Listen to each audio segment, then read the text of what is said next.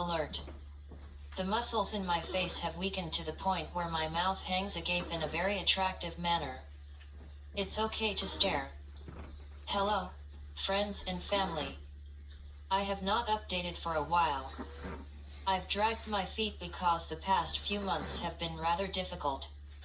But you already know I am dealing with a difficult disease, so I will share these more difficult days with you too.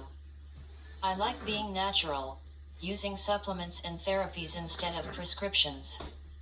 My family has a history of mental illness, and I am familiar with the need for medication to maintain a healthy perspective.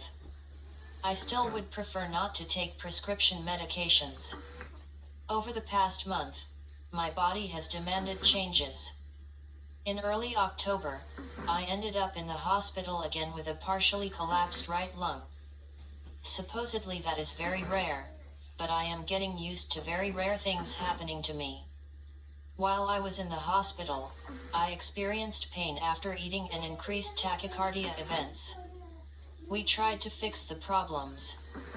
I had 3 different chest tubes placed, and I was treated for about 5 days for a Pseudomonas lung bacteria infection.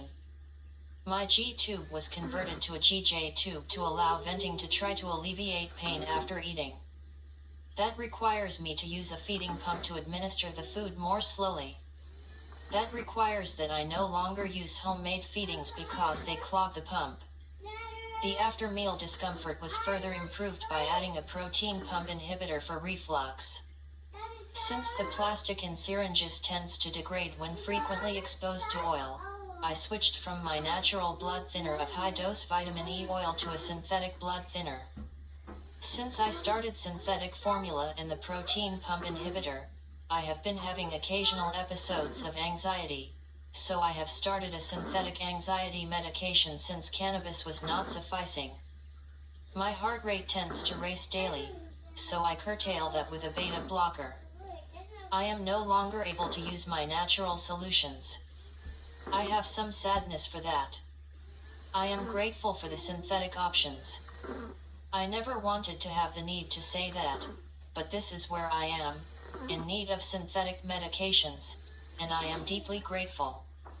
I have held my natural preferences close to my heart, just as I did my desire to homestead and homeschool. I've had to let those elements of who I am fade. That makes me sad, mostly for my kids who are not getting the joy of a childhood I had envisioned for them. Thankfully, we found a pleasant house in town and the kids can go to public school.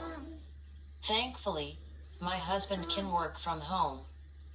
Thankfully, I am still able to plan healthy meals for my family, lovingly made by my caregivers.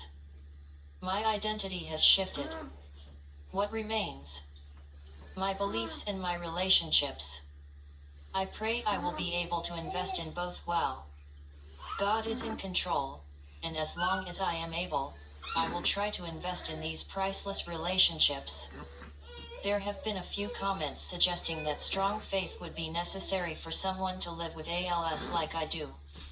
While it is true that some long-time people with ALS, also known as PALS, have strong faith, there are many different belief systems held by PALS. In my experience, strong relationships are common among long-term PALS. It may be a parent, spouse, sibling, or child. For me, it's all of the above plus my faith. By no means has this been easy, but this is the road my family and I have chosen. Well, I struggled with feeling weak after I got home from the hospital for about a month and a half, until foul-smelling green discharge from my trach alerted us that the Pseudomonas was back.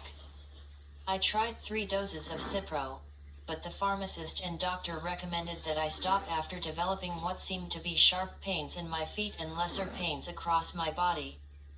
So my new infectious disease doctor ordered a midline for me to use for antibiotic infusions at home for 7 days. I'm feeling better now, sleeping better and having less anxiety. And the mucus looks better. Through these difficult days, there have been moments of joy. Visits by friends, including a close Australian friend from high school. Visits from family, including my beloved brother's family. A cozy Christmas watching my kids open presents. Slowly growing in my understanding of my relationship with God. Learning very, very slowly to rest in Him. So difficult. But also seeing evidences of grace. Our community uniting to raise money to pay for my caregivers. My having low blood oxygen, a friend praying over me and it immediately rising and remaining normal.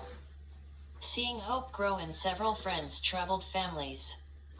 Learning to pray more faithfully for my family. Life has not been easy, but it has been beautiful. I hope you too have been able to see the beauty in your life.